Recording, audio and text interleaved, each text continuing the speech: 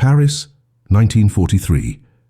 In the gilded theatre of the Palais Garnier, beneath crystal chandeliers that had witnessed centuries of artistic triumph, a young woman stepped onto the stage in front of an audience filled with Nazi officers.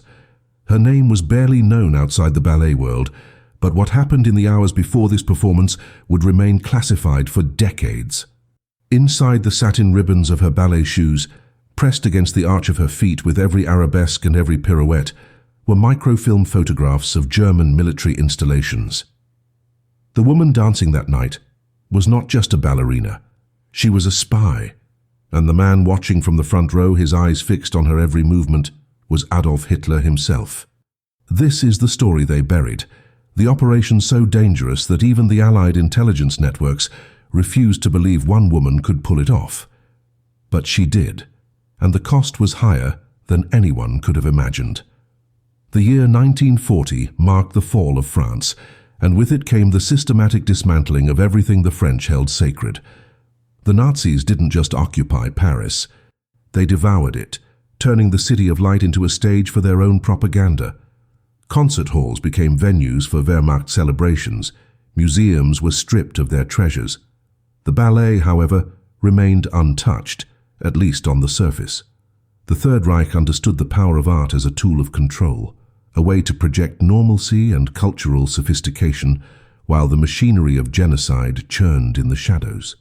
For the performers, survival meant collaboration, or at least the appearance of it. To refuse a performance for Nazi officials was to invite interrogation, deportation, or worse. The dancers of the Paris Opera Ballet found themselves caught in an impossible position, their art weaponized by the very regime that threatened their existence. Yet in this darkness, in this theater of complicity, one woman saw an opportunity that no one else dared to imagine. Her training had not prepared her for espionage. She had spent her entire life perfecting the discipline of ballet, a world of rigid structure and physical precision, where every movement was choreographed, every leap calculated to the inch. She came from a middle-class family with no connections to military intelligence, no background in clandestine operations. What she possessed, however, was something far more valuable than training. She had access. The Nazi High Command had developed an obsession with French culture, particularly ballet, viewing it as a symbol of the civilization they claimed to be preserving. Invitations to performances were extended to officers, high-ranking officials, and occasionally to the Führer himself when he visited occupied territories. For the resistance networks operating in the shadows of Paris, this presented a tantalizing possibility. If someone could get close to these men, close enough to observe, to listen, to document, the intelligence value would be immeasurable. But who could move freely in those circles without arousing suspicion? Who would the Nazis never suspect of betrayal? The approach came quietly, as these things always did during the war. A stagehand who lingered too long after rehearsal. A whispered conversation in a darkened hallway. An invitation to a cafe that no longer served coffee, only ersatz substitutes made from roasted grain. The resistance cell that contacted her was desperate, operating on razor-thin margins, with losses mounting every week. They needed someone who could attend the parties, the private galas, the intimate gatherings where German officers drank champagne and spoke too freely about troop movements, supply lines, and fortifications along the Atlantic Wall. They needed someone beautiful, talented, and above all, trusted by the enemy. She fit the profile perfectly, but accepting meant crossing a line from which there could be no return. If discovered, there would be no trial, no prisoner exchange. The Gestapo had methods for dealing with spies, methods that left nothing behind but whispered warnings and unmarked graves. The decision was not made in a single moment of heroic clarity. It came gradually, built from 1,000 small humiliations witnessed daily on the streets of occupied Paris. The Jewish neighbors who disappeared overnight, their apartments sealed with official stamps, the ration lines that stretched for blocks while German soldiers ate fresh bread in outdoor cafes, the propaganda posters that depicted France as a willing partner in the Nazi New Order, a lie so grotesque it demanded resistance. She had watched her city transform into a stage set for fascist fantasy, and the anger that grew within her found no outlet in the disciplined world of ballet. Espionage offered something ballet never could: the chance to fight back, to reclaim agency in a world that had stolen it from everyone she loved. When she finally agreed to work with the resistance, she did so with full knowledge of the consequences. The microfilms would be hidden in the one place no one would think to search, the place most intimate to her art, most essential to her identity as a dancer. The first performance for Nazi officials came 3 weeks after her recruitment. She stood backstage, her hands trembling as she laced the ribbons of her pointe shoes, feeling the weight of the microfilm capsule pressed against the sole of her foot. The curtain rose, the orchestra began, and as she stepped into the lights, she transformed into someone else entirely, someone who could smile at monsters and dance as though the world was not burning. The German officers in the audience saw only beauty and grace, the propaganda image they wanted to project to the world. They could not see the steel beneath the silk, the courage hidden inside the choreography. That night, as she took her bows and accepted flowers from men whose hands were stained with blood, she understood the terrible duality of her new existence. She was both performer and operative, artist and weapon, dancing on the edge of a blade so sharp that one misstep would end everything. The intelligence network that recruited her operated under a code name the Gestapo never fully deciphered: a cell within a cell, fragmented by design to prevent total collapse if one member was captured. Her handler was a man who had once been a literature professor at the Sorbonne, now living under false papers in a cramped apartment near Montmartre. Their meetings were brief and carefully choreographed, always in public spaces, where two people talking could blend into the ambient noise of occupied Paris. A park bench during the afternoon, a crowded market where conversations disappeared into the haggling over turnips and rutabagas. He taught her the fundamentals of tradecraft, with the patience of someone explaining poetry, breaking down complex operational security into manageable steps. The microfilm cameras were small enough to conceal in a cosmetics case, disguised as compacts and lipstick tubes.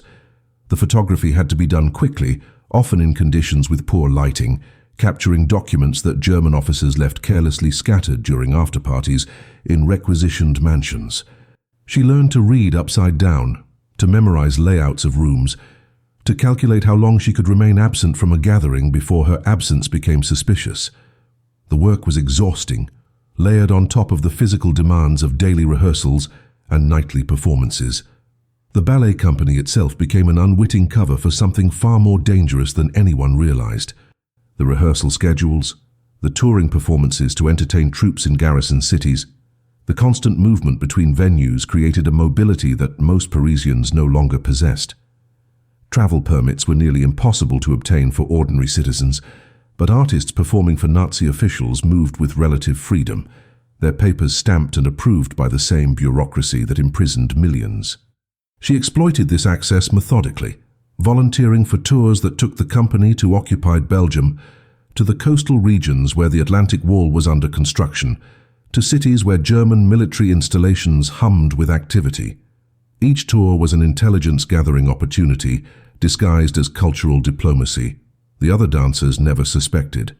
They saw only a colleague who seemed unusually eager to please their occupiers, who smiled too readily at German compliments, who accepted invitations to dinners that others declined out of principle or fear. Some whispered that she was a collaborator, that she had traded her integrity for safety and privilege. The accusation stung more than any physical danger, but she could not defend herself without compromising the operation. The microfilm transfer system was elegant in its simplicity. After photographing documents at a party or gathering, she would return to her small apartment and develop the film using chemicals hidden inside cleaning supply bottles. The negatives were cut into tiny strips and sealed in waterproof capsules no larger than a pill. These capsules were then concealed inside the hollow chambers of her pointe shoes, spaces created by carefully removing sections of the reinforced toe box and replacing them with false bottoms. A ballet dancer goes through shoes quickly, wearing them down in a matter of weeks with the constant punishment of rehearsals and performances. This provided a natural rotation system for the contraband. Worn shoes were discarded in specific locations, dropped into trash bins outside certain cafes, or left in the dressing room in arrangements that signaled a successful drop. Resistance couriers would retrieve them within hours, extracting the microfilm and passing it up the chain to Allied intelligence officers, operating out of neutral Switzerland or through underground networks that stretched to London. The system worked because it was hidden in plain sight, camouflaged by the mundane reality of a dancer's life. The parties where she gathered intelligence were theatres of grotesque contradiction. Champagne flowed freely while the city starved. Officers discussed Goethe and Beethoven between casual mentions of executions and deportations. She moved through these gatherings like a ghost, smiling, laughing at jokes she did not find funny, accepting the touch of hands she wanted to recoil from. The art of espionage, she learned, was not about dramatic confrontations or midnight escapes. It was about endurance, about maintaining a performance so flawless that no one ever questioned the mask. German officers saw her as a symbol of French refinement, proof that their occupation was civilized and cultured. They competed for her attention, invited her to exclusive events, spoke freely in her presence, because they could not conceive that someone so delicate, so devoted to art could pose any threat. Their arrogance was her advantage, their contempt for women and artists her shield. By the spring of 1943, her intelligence contributions had become significant enough to reach the desks of Allied commanders in London. The photographs she smuggled out documented German defensive positions, supply depot locations, and troop movement schedules that would prove invaluable for planning future operations. But success brought increased danger.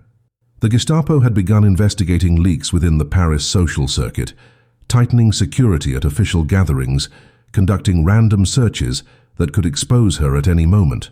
Her handler warned that the operation might need to be suspended, that the risk had become too great. She refused. There was one more performance coming, one more opportunity that could never be replicated. Adolf Hitler himself was scheduled to visit Paris, and she had been selected to dance for him. The announcement came through official channels in late May, delivered with the bureaucratic precision that characterized all Nazi communications. The Führer would honor Paris with his presence for a brief ceremonial visit, and the Paris Opera Ballet had been chosen to provide entertainment at a private reception. For the dancers, the news landed like a stone in still water, sending ripples of dread through the company. Performing for local commandants was one thing, a necessary compromise in occupied territory. Dancing for Hitler himself crossed into something far more dangerous. A collaboration so visible, it would be remembered long after the war ended. Several dancers quietly approached the company director, pleading illness or family emergencies, searching for any excuse to avoid participation. She did the opposite. She volunteered immediately, expressing what appeared to be eager enthusiasm for the honor. The other dancers looked at her with barely concealed disgust, confirming their worst suspicions about her loyalties. The director, relieved to have at least one willing participant, assigned her a featured solo, a piece that would showcase French ballet at its finest. What none of them understood was that she had just secured access to the most heavily guarded man in Europe.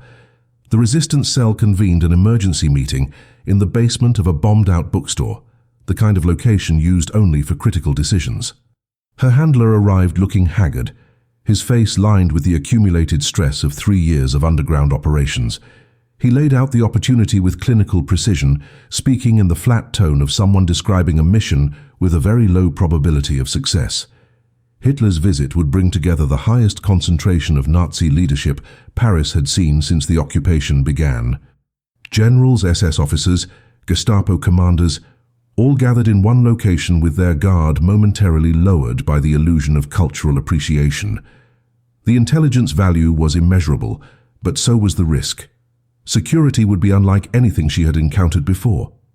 Every attendee would be vetted, every entrance monitored, every bag and coat searched with methodical thoroughness. The Gestapo would flood the venue with plainclothes agents, watching for anything unusual, any gesture or glance that suggested disloyalty. Smuggling a camera into the reception would be impossible. The microfilm technique that had worked for months would fail under this level of scrutiny. They needed a different approach. The solution came from an unexpected source, a chemist who had fled Vienna in 1938 and now worked with the resistance developing invisible inks and improvised explosives. He proposed a method that sounded like something from a spy novel, almost too fantastical to be real. Instead of photographing documents, she would memorize them.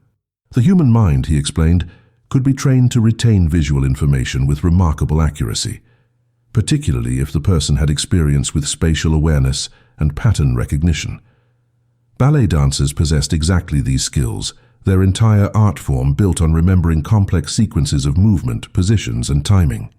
He would teach her a mnemonic system developed by Soviet intelligence, a technique for encoding information into mental images that could be recalled days later with near photographic precision. It would require intensive training, hours of practice each day leading up to the performance, pushing her cognitive abilities to their absolute limit. There was no guarantee it would work under the pressure of the actual event, surrounded by the men responsible for millions of deaths, but it was the only option available. For 2 weeks, she lived a double life of almost unbearable intensity. Her days belonged to ballet, rehearsing the solo that would be performed for Hitler with a perfectionism that bordered on obsession. Every movement had to be flawless, every extension perfectly controlled, because any mistake would draw unwanted attention. Her nights belonged to espionage training, sitting in darkened rooms memorizing pages of dummy documents, learning to absorb information in seconds and reconstruct it hours later. The chemist drilled her relentlessly, testing her recall under conditions designed to simulate stress and distraction. He would show her a page of text or a technical diagram for 30 seconds, then remove it and ask her to reproduce every detail while he shouted questions at her, mimicking the chaos she might face at the reception. Her accuracy improved with each session, but the mental exhaustion was devastating. She began losing weight despite the already meager rations, her body consuming itself to fuel the dual demands being placed upon it. Other dancers noticed her deterioration, whispering that the pressure of performing for Hitler had broken her spirit. The final briefing took place 48 hours before the performance. Her handler outlined the specific objectives with military precision. She was to position herself near any area where documents might be visible. Office spaces converted into waiting rooms, tables where briefcases might be opened, anywhere the carelessness of celebration might create an opportunity. She was to observe everything, particularly conversations about military deployments along the Normandy coast, where Allied intelligence had detected unusual German activity. The resistance had received fragmentary reports suggesting something significant was being constructed there, possibly in preparation for an anticipated invasion, but the details remained frustratingly unclear. Any information about coastal fortifications, troop strengths, or defensive strategies would be invaluable. After the performance, she would have 72 hours to deliver everything she remembered to a dead drop location in the Bois de Boulogne. If she was compromised, if she was arrested, the network would disavow any knowledge of her activities. She would face the Gestapo alone. The evening of the performance arrived with the weight of inevitability, the kind of moment that divides a life into before and after. The Palais Garnier had been transformed into a fortress, ringed by SS guards in their black uniforms, their eyes scanning the crowd with the cold efficiency of men trained to see threats everywhere. Armored vehicles blocked the surrounding streets, checkpoints established at every intersection. The entire neighborhood locked down with a security presence that made even routine Nazi operations look relaxed by comparison. She arrived early as required, submitting to a search so thorough it bordered on violation. Female SS auxiliaries examined every item in her bag, running their hands along the seams of her dance clothes, inspecting her makeup case with suspicious intensity. They checked her shoes, the standard leather street shoes she wore to the theater, but they never thought to examine the point shoes she carried separately, the tools of her art that seemed too delicate and specialized to conceal anything dangerous. The irony was not lost on her as she moved past the checkpoint, her hidden microfilm capsule pressing against her foot with each step, a small, hard reminder of the mission that could end her life. Backstage, the atmosphere was suffocating with tension and forced normalcy. Dancers prepared in near silence, applying makeup with trembling hands, stretching muscles that felt tight with anxiety. The usual chatter and laughter that filled dressing rooms before performances had evaporated, replaced by a collective understanding that tonight was different, that tonight they were not artists, but props in a propaganda exercise. She went through her warm-up routine mechanically, forcing her body through the familiar movements, while her mind raced through the memorization techniques she had practiced. The mnemonic system relied on creating mental locations, imagining a house where each room contained specific pieces of information. She visualized walking through this imaginary structure, placing documents in specific locations, encoding military details into the architecture of her memory. It was the only weapon she could carry into the performance, invisible and impossible to confiscate. Through the walls, she could hear the growing noise of the reception, the sound of German voices rising in volume as alcohol loosened tongues and lowered inhibitions. The reception hall adjacent to the theatre had been arranged with meticulous attention to Nazi aesthetics. Swastika banners draped from the ceiling, their red fabric absorbing the light from chandeliers that had once illuminated celebrations of French culture. Tables were laden with food that most Parisians had not seen in years: roasted meats and fresh bread and chocolates imported from Switzerland, a deliberate display of abundance designed to demonstrate German superiority. Officers moved through the space in clusters, their uniforms decorated with medals and insignia that marked ranks and achievements in the machinery of conquest.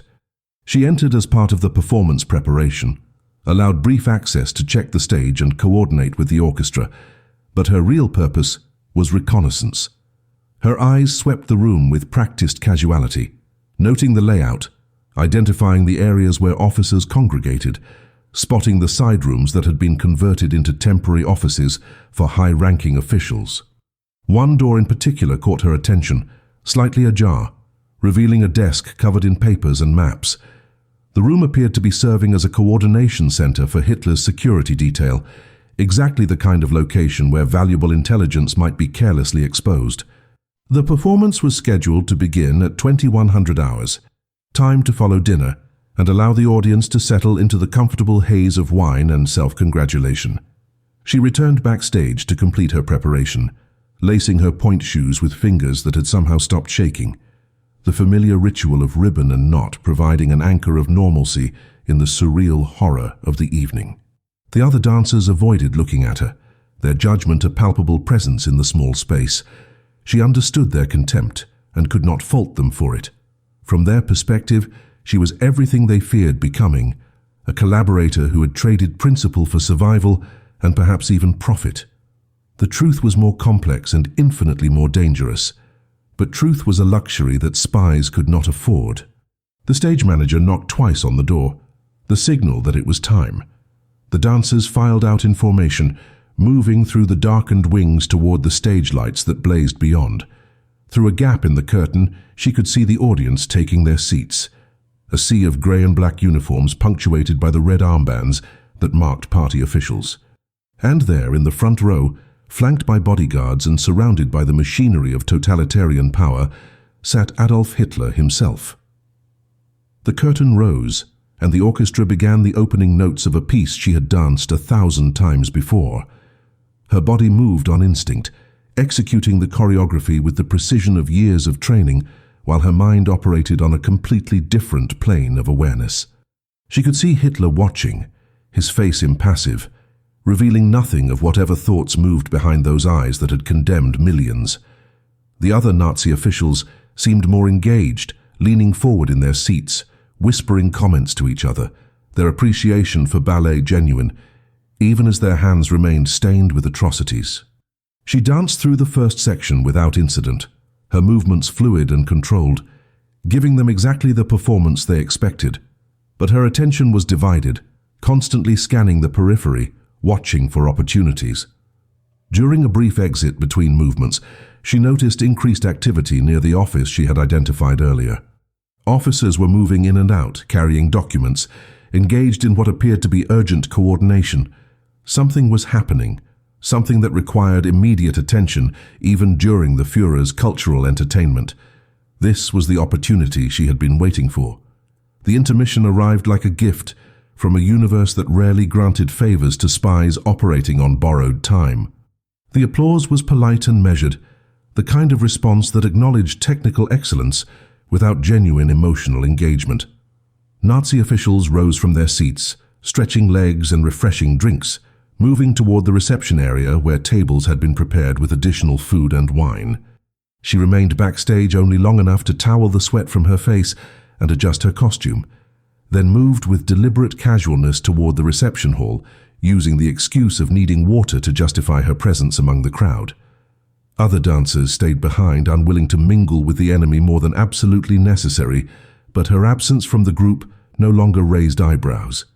They expected her to socialize with the Germans, confirming their belief that she had crossed over completely.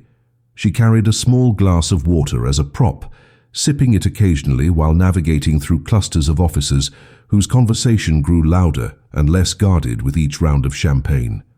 The air was thick with cigarette smoke and the particular kind of arrogance that comes from men who believe they have already won the war. The office door remained partially open, a slice of light cutting across the darkened hallway that led away from the main reception. She approached with calculated timing, waiting for a moment when the nearby guards were distracted by their own conversation, complaining about the quality of French wine compared to German varieties. She slipped through the door as though she belonged there, adopting the posture of someone who had been sent to retrieve something, moving with purpose rather than stealth, because hesitation attracted more attention than confidence. The room was smaller than it had appeared from a distance, dominated by a large wooden desk that had probably belonged to some French administrator before the occupation. Maps covered the surface, held flat by paperweights and coffee cups, their surfaces marked with annotations in German military script. Her heart hammered against her ribs as she recognized what she was seeing. These were not administrative documents or logistical inventories.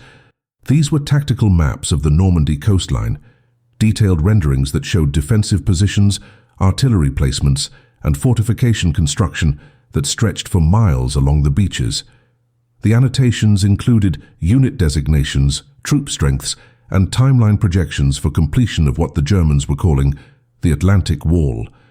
She had perhaps 90 seconds before someone would notice her absence or enter the room. The mnemonic training took over, her mind shifting into the systematic approach she had practiced for 2 weeks. She did not try to read everything at once, but instead focused on creating a mental photograph, absorbing the map in sections. The beach designations caught her attention first, areas labeled with code names that meant nothing to her, but would be invaluable to Allied intelligence. Omaha, Utah, Juno, Gold, Sword. The words were in English, suggesting the Germans were already anticipating where an invasion might occur and had prepared accordingly. The artillery positions were marked with precise coordinates, distances measured in meters, fields of fire calculated with mathematical precision.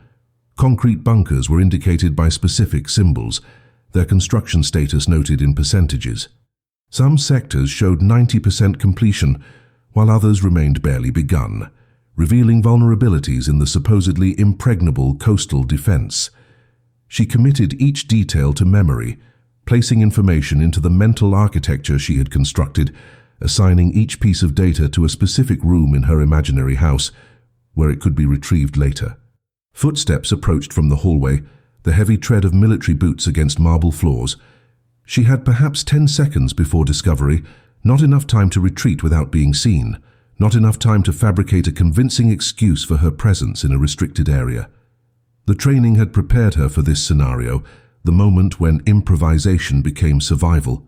She grabbed a champagne bottle from a side table, one that had been opened but not yet emptied, and moved toward the door with it in hand, adopting the expression of someone completing a simple errand. The officer who entered was a colonel, his uniform immaculate, his face flushed with wine. He stopped when he saw her, surprise registering in his eyes, but before suspicion could form, she smiled and held up the bottle, speaking in French-accented German about being sent to bring fresh champagne to the reception. The lie was paper-thin, illogical if examined for even a moment, but she delivered it with such casual confidence that the colonel's intoxicated mind accepted it without question. He waved her away dismissively, already turning his attention to the maps on the desk, and she slipped past him into the hallway, her legs somehow still functioning despite the adrenaline that screamed through her nervous system. She returned to the reception hall and placed the champagne bottle on a table, her hand steady through sheer force of will. The information was locked inside her memory now, encoded and stored, but retrieving it would require absolute concentration and privacy, resources she would not have until the performance ended and she could escape the suffocating presence of Nazi power. The orchestra was preparing for the second half, musicians tuning their instruments, the sound drifting through the hall like a promise of temporary refuge. She moved back toward the stage, passing groups of officers who paid her no attention, just another dancer in a city full of performers, invisible in her supposed harmlessness. But as she reached the wings, she caught sight of Hitler rising from his seat, surrounded by his security detail, preparing to depart before the second half began. The Führer was leaving early, his schedule too important to waste on the complete performance. She felt a strange mixture of relief and disappointment. Relief that the most dangerous element of the evening was removing itself. Disappointment that she had danced for a monster, and he had not even stayed to watch the entire performance, reducing her art to background noise for his brutal regime. The second half of the performance unfolded in a fog of mechanical precision, her body executing movements, while her mind remained locked on the information she had absorbed. The maps were burned into her memory with crystal clarity, every detail preserved in the mental architecture she had constructed. Each beach designation, each artillery coordinate, each percentage of completion for the concrete fortifications remained perfectly accessible, filed away in specific rooms of her imaginary house. But maintaining this level of cognitive control while dancing required a compartmentalization that pushed her to the edge of mental exhaustion. She could feel the information threatening to slip away, details beginning to blur at the edges as her concentration fractured under the dual demands of performance and espionage. The other dancers noticed something was wrong, her timing slightly off, her extensions not quite reaching the perfection she usually demanded of herself. From the audience perspective, the flaws were invisible, but professionals could see the deterioration. She finished her final solo and exited the stage with relief so profound it felt like a physical release. Backstage, she collapsed onto a wooden chair, her chest heaving with exertion that went beyond physical exercise.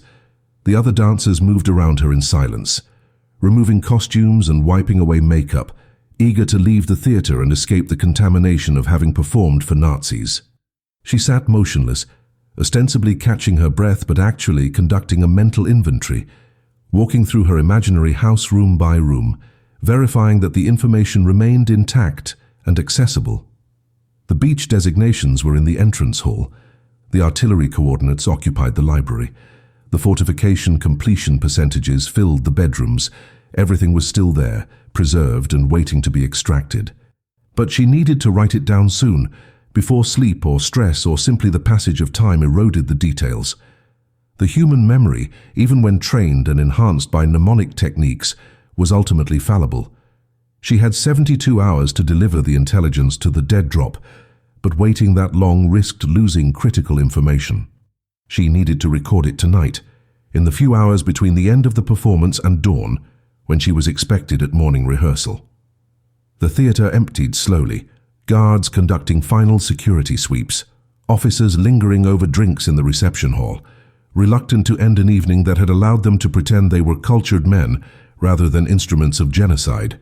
She waited in the dressing room, changing back into street clothes with deliberate slowness, allowing the other dancers to leave first. The isolation was necessary for what came next. Once alone, she retrieved a small notebook from her bag, one disguised to look like a diary, its pages filled with innocent observations about ballet technique and performance anxiety. The chemist had prepared special pages in the back, treated with chemicals that would reveal hidden text when exposed to heat. She began writing in the shorthand code she had learned, transcribing the information from memory onto paper, her hand cramping from the speed and precision required. The beach designations came first, then the artillery coordinates, then the fortification data, each piece of intelligence flowing from her mental storage onto the physical page. The process took nearly an hour, conducted in near total darkness to avoid drawing attention from any remaining guards patrolling the theater. She finished the transcription just as footsteps echoed in the hallway outside. Without thinking, she shoved the notebook into her bag and arranged her face into an expression of exhaustion, a dancer too tired to leave, resting before the long walk home. The door opened to reveal one of the theatre's maintenance workers, an older man who had worked at the Palais Garnier since before the war. He looked at her with concern rather than suspicion, asking in French if she was unwell, if she needed assistance. She assured him she was fine, just overwhelmed by the evening's significance, and he nodded with understanding that seemed to carry deeper meaning. Later, she would wonder if he was part of the resistance network, one of the countless invisible supporters who enabled operations without ever being formally recruited. But in that moment, she simply accepted his discretion and left the theatre, stepping out into the Paris night where a curfew kept the streets empty and dangerous. The walk to her apartment would take 40 minutes, plenty of time for a Gestapo patrol to stop her, to search her bag, to discover the notebook that would end not just her life, but the entire intelligence network she was connected to. The streets of occupied Paris at night belonged to two groups, German soldiers and those desperate or foolish enough to risk curfew violations. She moved quickly, but not frantically, keeping to the shadows while maintaining enough visibility to avoid appearing suspicious. Every sound made her flinch, every engine noise suggesting a patrol vehicle approaching. The notebook in her bag felt impossibly heavy, a physical weight that bore no relation to its actual mass, but everything to do with its contents. She passed checkpoints where guards stood smoking, their attention focused on larger streets where curfew breakers typically traveled. Her route took her through narrow alleys and residential blocks, areas where patrols were less frequent, but where the risk of random encounters increased. Twice she had to stop and press herself into doorways as military vehicles passed, their headlights cutting through the darkness, the sound of German voices laughing about something she could not hear. Each time, she expected the vehicles to stop, doors to open, boots to hit pavement. Each time they continued past, the soldiers unaware of the intelligence that was slipping through their fingers in the form of an exhausted dancer carrying a disguised notebook through the occupied city. She reached her apartment building as the first grey light of dawn began to dilute the darkness, her legs trembling from exhaustion and the accumulated tension of the past 8 hours. The building was a modest structure in the Marais district, home to artists and labourers who could not afford the more fashionable arrondissements. Her apartment was on the 4th floor, accessible only by a narrow staircase that creaked with every step, a security feature that warned of approaching visitors, but also announced her own arrival to anyone listening. She climbed slowly, alert for any sound that might indicate surveillance or ambush, but the building remained silent except for the early morning sounds of a city waking under occupation. Inside her small room, she locked the door and wedged a chair under the handle, a precaution that would buy her perhaps 30 seconds if the Gestapo came. It was not much, but 30 seconds could mean the difference between destroying evidence and being caught with it intact. She sat at the small table that served as both desk and dining surface, spreading the notebook open under the weak light of a single lamp, and began the process of verification. The dead drop protocol required her to wait 72 hours before delivery, a safety measure designed to ensure she was not being followed or surveilled in the immediate aftermath of an operation. But the intelligence she carried was time-sensitive in ways the resistance could not have anticipated when they established the protocol. The map she had memorized showed a defensive network that was still under construction, with completion percentages that revealed vulnerabilities in the German coastal defense. If the Allies were planning an invasion of occupied France, and the fragmentary intelligence suggested they were, then this information needed to reach London immediately, before the construction reached completion and the vulnerabilities disappeared. She knew the protocols existed for good reasons, knew that breaking them increased her risk exponentially, but she also understood that intelligence had value only when it arrived in time to be actionable. She made a decision that went against her training, against the explicit instructions of her handler, a decision that would either save countless lives or end her own. She would deliver the intelligence tonight, within hours of obtaining it, compressing the 72-hour waiting period into less than 24. The emergency contact protocol was reserved for situations of extreme urgency or imminent compromise, a backup system that bypassed the normal dead drop network and connected directly to a radio operator who could transmit to London. Using it exposed the operator to significant risk, requiring them to broadcast during daylight hours when German radio detection equipment was most active. But it was the only way to ensure the information reached Allied intelligence while it still mattered. She encoded the intelligence using a cipher she had memorized but never used, a one-time pad system where each message consumed a page of random numbers that could never be repeated. The encoding process was tedious and unforgiving.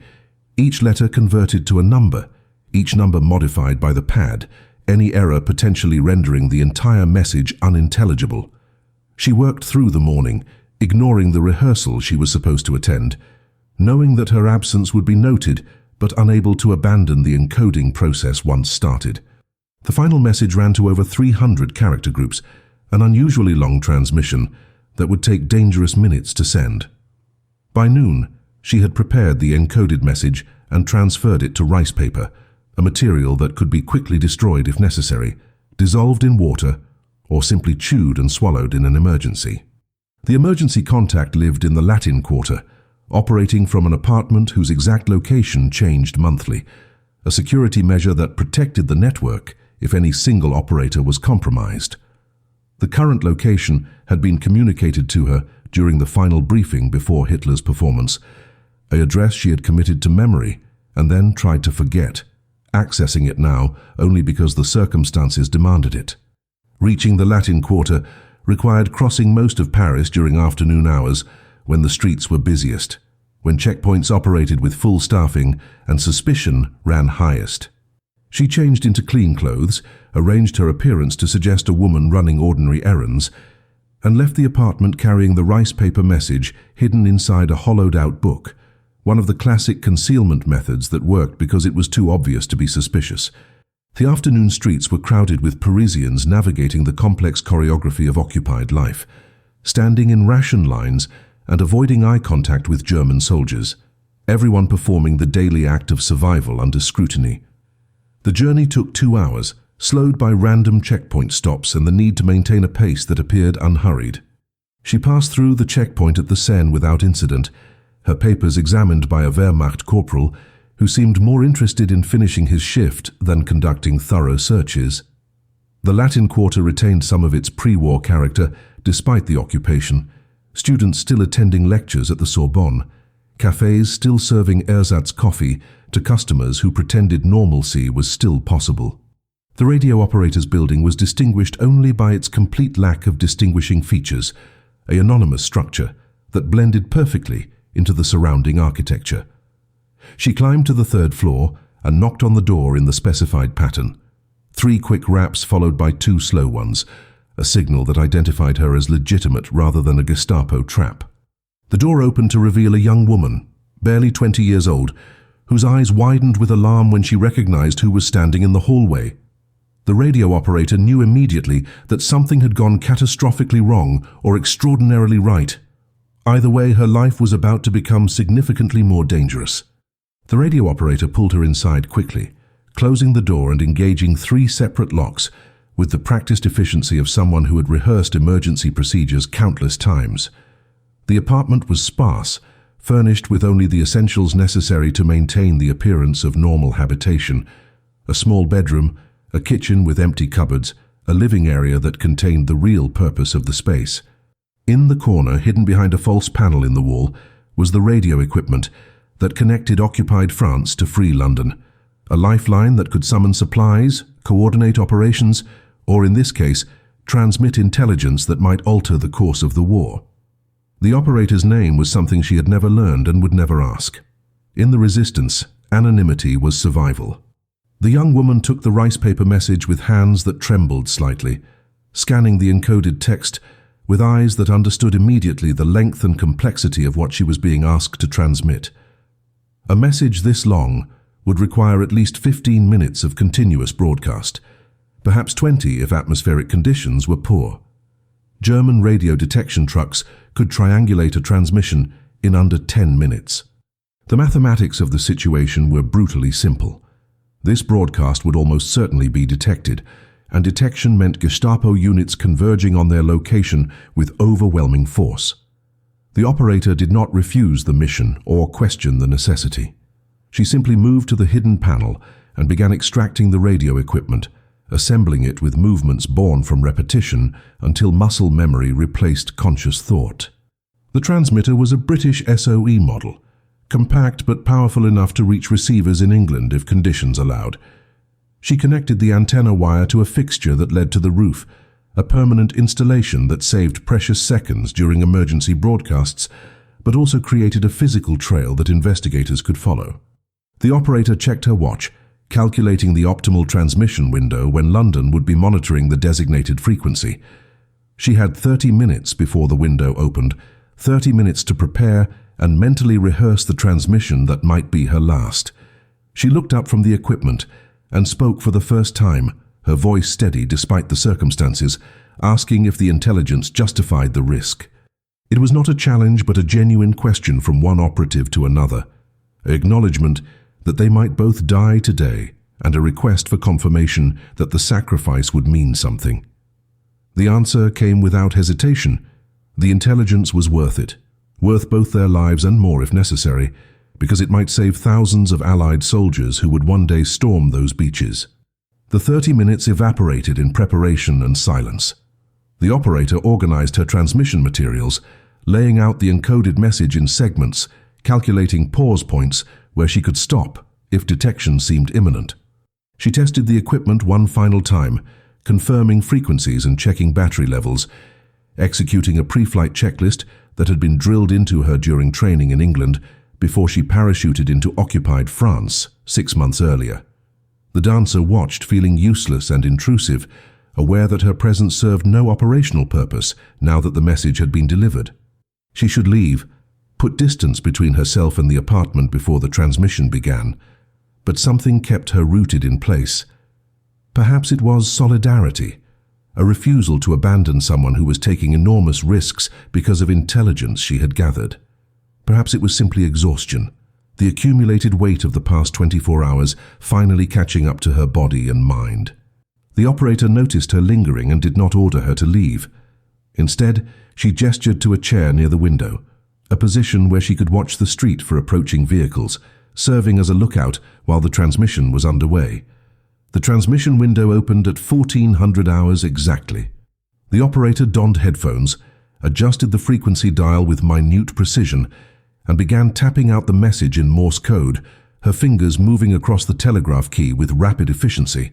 The initial call sign identified her to the London receivers, letting them know that emergency traffic was incoming and they needed to prepare for an extended transmission.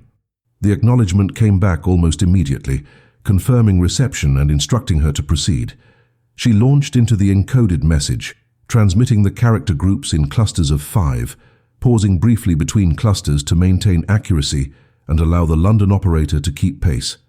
The rhythm was hypnotic, the mechanical clicking of the telegraph key marking time like a metronome counting down to either success or catastrophe. From her position at the window, the dancer watched the street below, scanning for the black Citroën sedans that the Gestapo favored, for the sudden appearance of uniformed men, for any sign that the detection trucks had triangulated their position. The minutes crawled past with agonizing slowness, each one an eternity compressed into 60 seconds. 8 minutes into the transmission, she saw them. 2 vehicles approaching from opposite directions, moving with the purposeful speed that distinguished official business from civilian traffic. The cars were unmarked, but the way they moved, the coordination of their approach, identified them as clearly as if they had been painted with Gestapo insignias.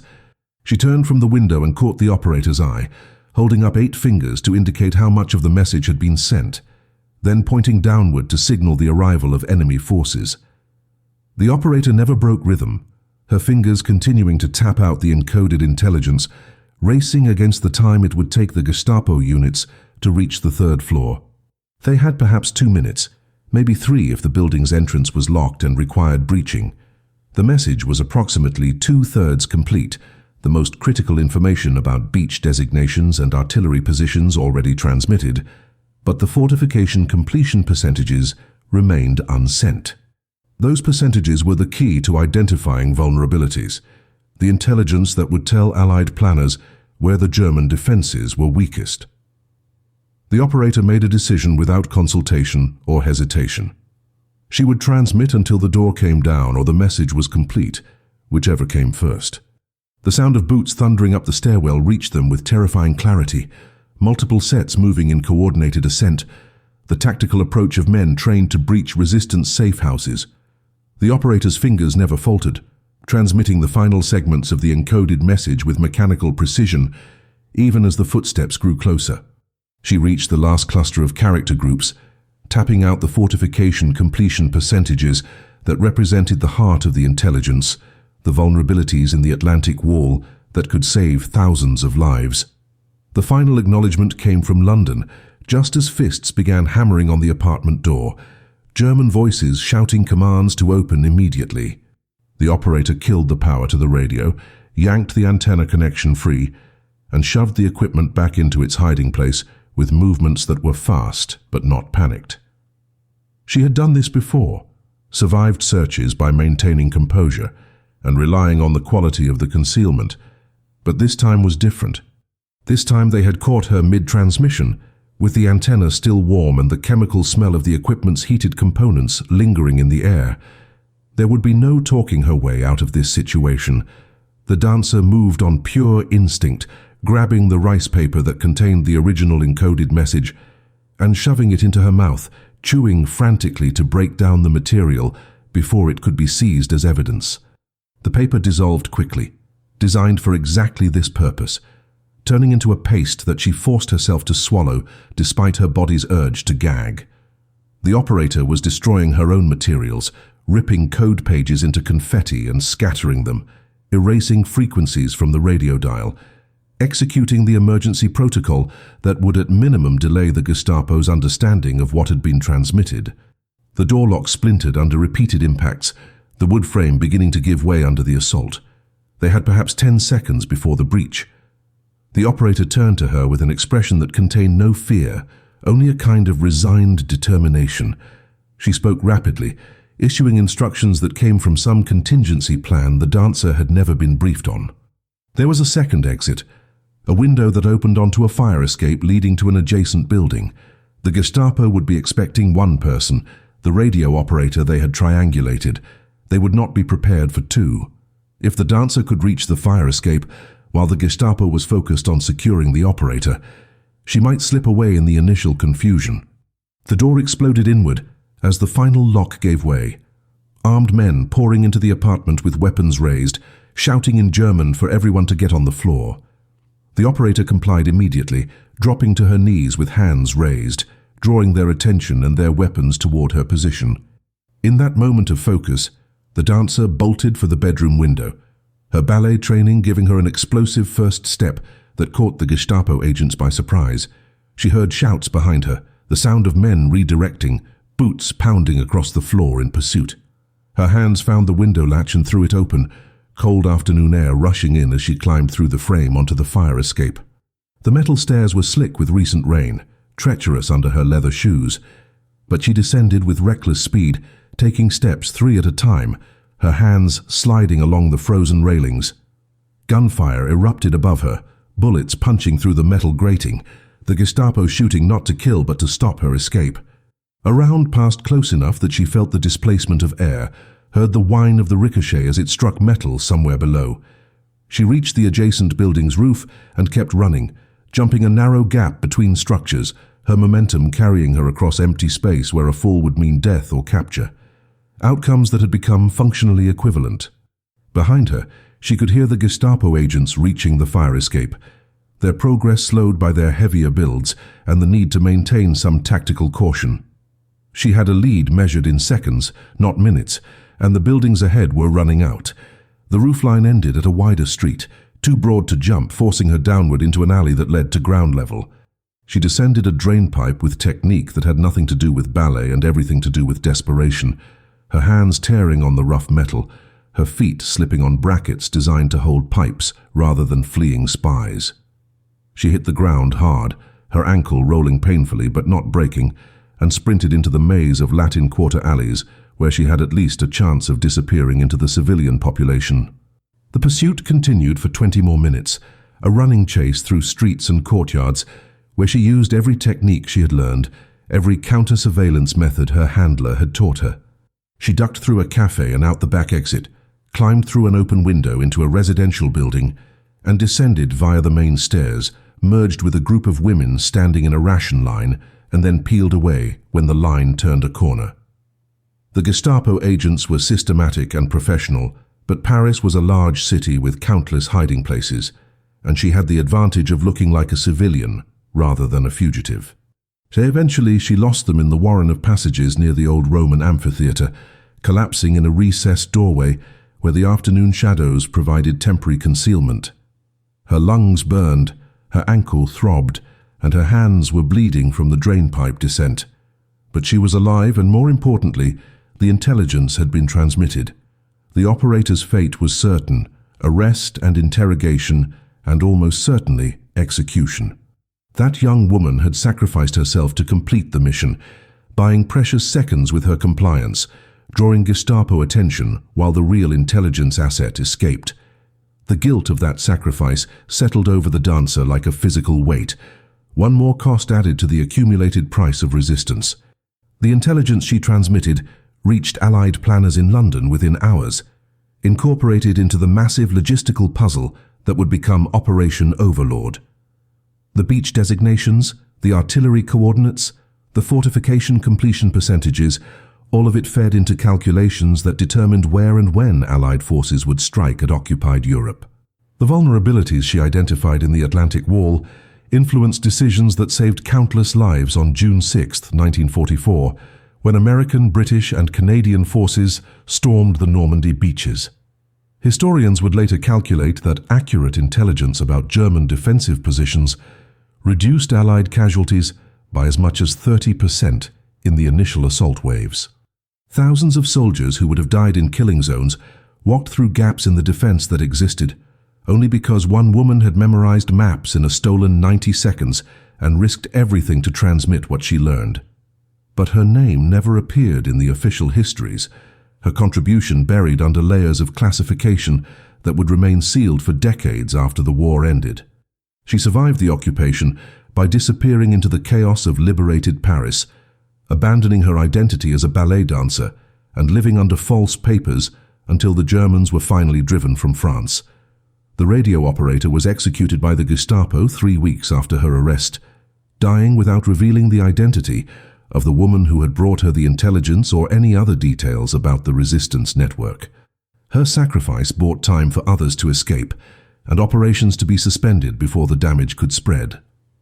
After the war, the dancer tried to return to ballet, but found the art had been irreversibly contaminated by memory. Every time she laced her point shoes, she felt the weight of the microfilm capsule that was no longer there. Every performance became a reminder of the night she danced for Hitler while carrying secrets that would help destroy his regime. She left the stage in 1947 and disappeared from public life, her wartime activities known only to a handful of intelligence officers who were sworn to secrecy.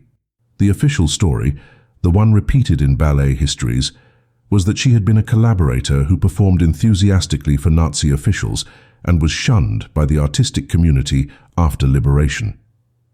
The truth began emerging only in the 1990s, when declassified documents revealed the scope of her intelligence contributions.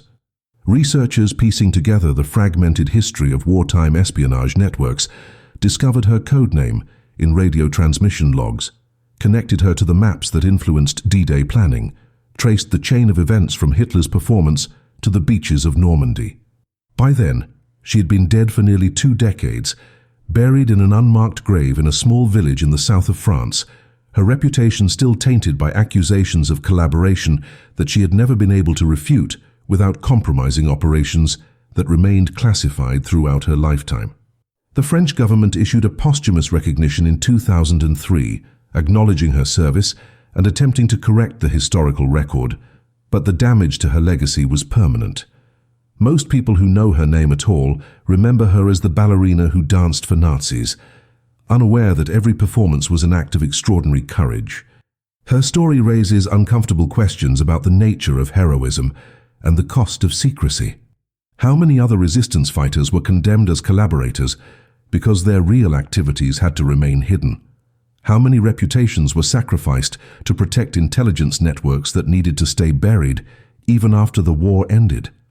The dancer who hid microfilms in her ballet shoes represents thousands of unnamed operatives who fought the Nazis from within, using whatever access they possessed, paying prices that extended far beyond the war itself. She danced on stages transformed into propaganda theaters, smiled at men responsible for genocide, and carried intelligence that helped liberate a continent. And for all of that, she died with her neighbors believing she had been a traitor. This is the reality of espionage that spy novels rarely acknowledge, the long shadow cast by necessary deceptions, the impossible burden of secrets that can never be fully revealed. Her final performance was not on stage, but in the decades of silence she maintained, protecting operations and operatives even as her own name was dragged through mud, choosing the success of the mission over personal vindication until the day she died.